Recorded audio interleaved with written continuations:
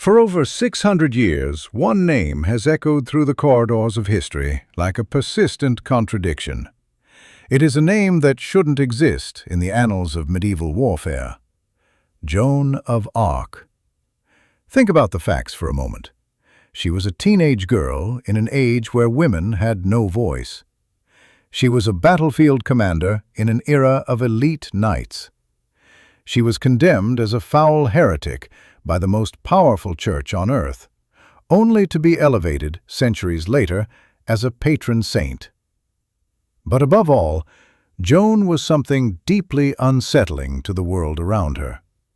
She was a peasant who claimed that the creator of the universe spoke directly to her, not through a priest, not through a king, but in the silence of her father's garden.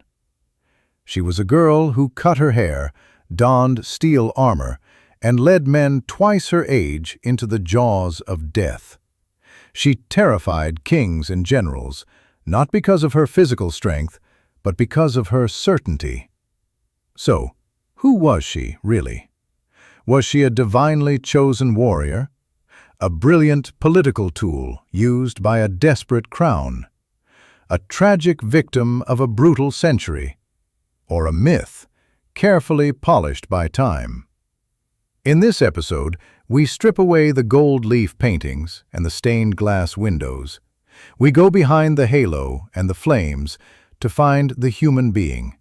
Not the saint, not the symbol, but the girl who walked into history knowing she would never walk out alive. Joan was born around 1412 in Domremy, a tiny speck of a village in northeastern France. To understand Joan, you must understand her world. She was not noble. She was not educated. She could not read a single word of the Bible she so dearly loved. Her life was measured by the tolling of prayer bells, the shearing of sheep, and the constant gnawing presence of fear. You see, France at this time was bleeding to death.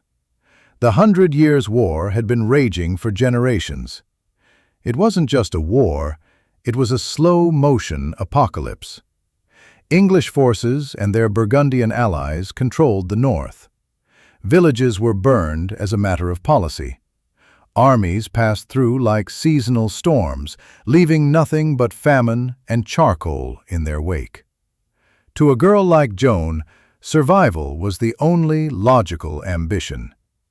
But at age 13, the logic of the world shattered.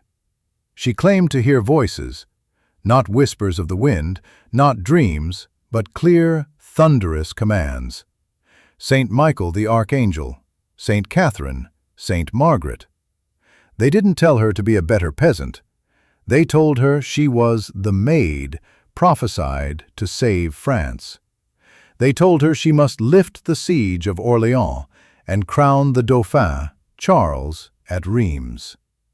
In any other era, Joan would have been dismissed as a madwoman. In a stable world, she might have been locked away for her own safety. But France was not stable. France was desperate. And desperation has a way of turning madmen into prophets. What made Joan dangerous wasn't her visions, it was her absolute lack of doubt. She didn't ask for permission. She didn't hesitate.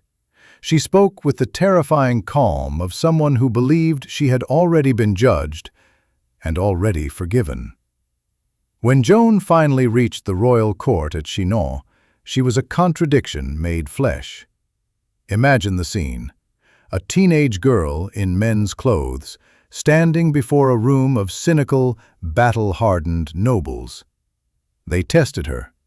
They questioned her for weeks.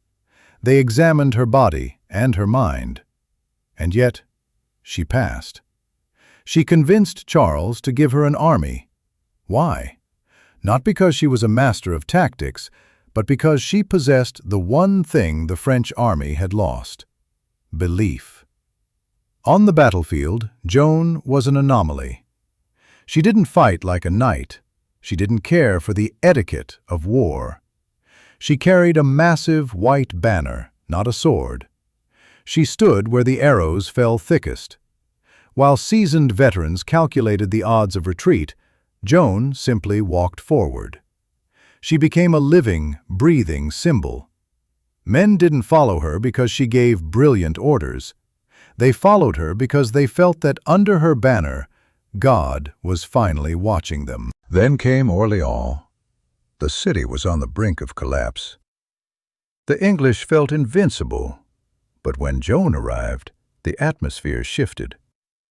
In a series of bloody, desperate assaults, the impossible happened. The English, who had not lost a major engagement in years, were pushed back. French morale didn't just recover, it exploded. Victories followed like dominoes, but as Joan's legend grew, she became a problem. To the soldiers, she was a miracle. To her enemies, she was a demonic witch. And to the politicians, she was a wild card that could no longer be controlled. Because the thing about belief is that it doesn't obey borders, and it certainly doesn't obey kings. Joan's downfall did not happen in the glory of battle.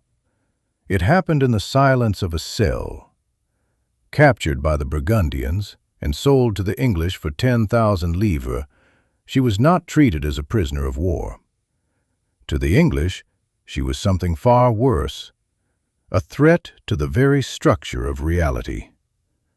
Her trial in Rouen was a masterpiece of legal theater. It wasn't about finding the truth, it was about reclaiming control.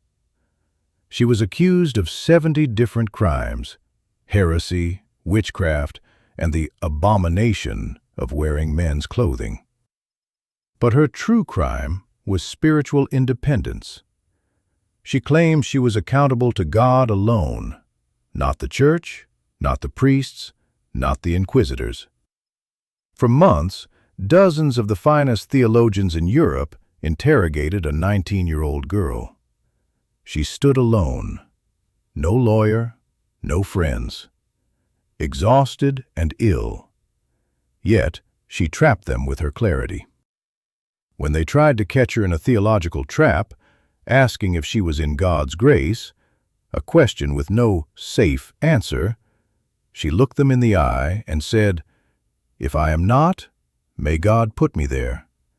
If I am, may God keep me there." Even her judges were stunned. But the verdict was pre-written. In May 1431, Joan was led to the old market in Rouen. As the flames rose, she didn't curse her enemies.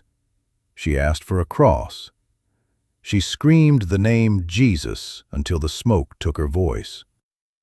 Her executioners threw her ashes into the Seine River, hoping to erase her from the earth. They were wrong. They didn't realize that fire doesn't destroy a martyr. It forges one. 25 years after her death, the church held a new trial. They reversed the verdict. Joan was declared innocent. 500 years later, she was officially canonized as a saint. But in many ways, sainthood simplified her. It turned a gritty, complex, often angry teenage girl into a sterile porcelain icon. It made her safe. But the real Joan was not safe. She was a product of a violent, religious fever dream of a century. She was a girl of absolute conviction in a world of compromise. She was a warrior who wept for her enemies. A girl who believed so deeply that the world literally bent around her, until it finally snapped and broke her. Was she a warrior? Yes. Was she a saint? Perhaps. Was she a myth? Only after the fire. Because myths do not bleed. Myths do not feel the cold of a dungeon or the terror of the stake. Joan did. We still speak her name because she represents the ultimate human mystery, the power of a single voice to change the course of an entire civilization. Joan of Arc was not born a legend. She was made one by fire.